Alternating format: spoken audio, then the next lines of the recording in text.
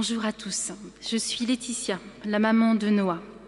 C'est avec une immense émotion que je vais vous faire la lecture du témoignage de notre fils. Nous pensons qu'il est essentiel que je sois sa voix et les témoins vivants des grâces que nous recevons du Seigneur. Depuis que nous marchons dans ses pas, le Seigneur fait rayonner nos cœurs de bonheur et de joie. Témoigner aujourd'hui devant vous est notre manière de pouvoir lui dire combien nous le remercions. Béni sois-tu, Seigneur. Voici donc l'écrit de notre fils. Bonjour, je m'appelle Noah. J'ai 18 ans et je vis actuellement à Lille pour suivre mes études. J'ai passé mon enfance dans le Perche. Aujourd'hui, c'est avec beaucoup d'humilité que je vais vous faire part de mon témoignage. Je suis de nature très sportive et suis très curieux. Je faisais beaucoup de sport à haute intensité. J'étais également en formation de jeune sapeur-pompier le week-end. Étant chrétien et pratiquant, j'ai beaucoup sollicité l'aide de Dieu et j'ai eu la chance de faire ma confirmation le même jour que mes parents, le 4 octobre 2020. Tout allait pour le mieux dans ma vie, tout me souriait, j'étais plein de vie.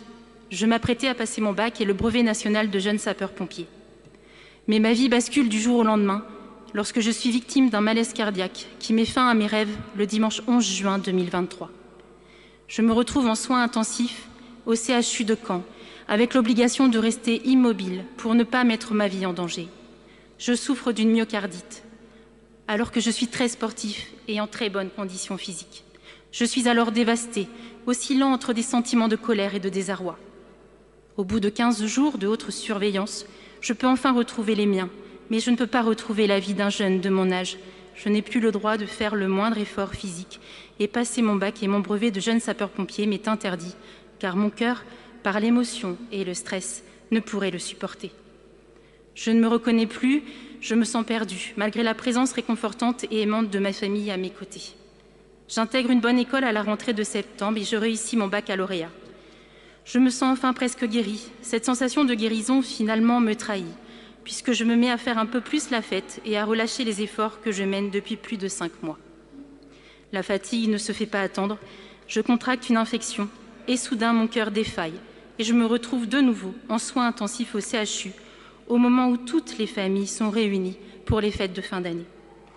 Clouée dans ce lit d'hôpital, je ressens beaucoup de tristesse et je déprime fortement et je vais jusqu'à remettre en question ma foi.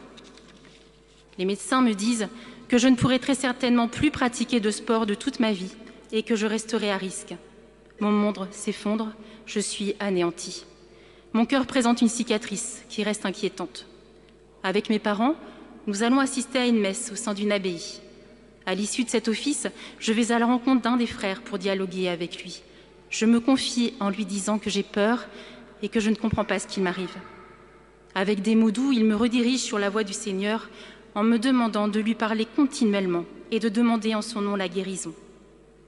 Maman assiste à la journée Pluie de Roses à Alençon grâce à son amie Brigitte le samedi 23 septembre 2023. Et dans son courrier, elle demande par l'intercession de Sainte Thérèse que je sois protégée de tout mal et que je guérisse de ma myocardite. Quelques mois plus tard, je repasse une série d'examens médicaux. Le premier est un test d'effort que je réussis haut la main. Le second est une IRM cardiaque qui, de manière incroyable, me montre aucune séquelle de la myocardite. C'est avec une grande stupéfaction, mais beaucoup de joie, que les médecins m'annoncent que je peux retrouver enfin une vie normale. Je peux reprendre n'importe quel type de sport, que ce soit en loisir ou même en compétition, que je n'ai plus de contraintes. Je peux même arrêter mon traitement. Je ne parviens pas à y croire, cette guérison soudaine est invraisemblable. Quand je sors de ce rendez-vous, ma vie a enfin changé et une nouvelle page se tourne pour moi. Le Seigneur m'a guéri par sa beauté et son amour, et il n'y a rien de plus fidèle que de se confier à lui dans les moments de doute et d'inquiétude. Il m'a redonné la vie d'une différente manière.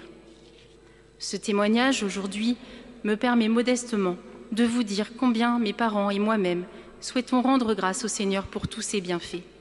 Merci à Sainte Thérèse d'intercéder pour nous tous et que de nombreuses grâces puissent encore aujourd'hui s'accomplir. En union de prière, Noah.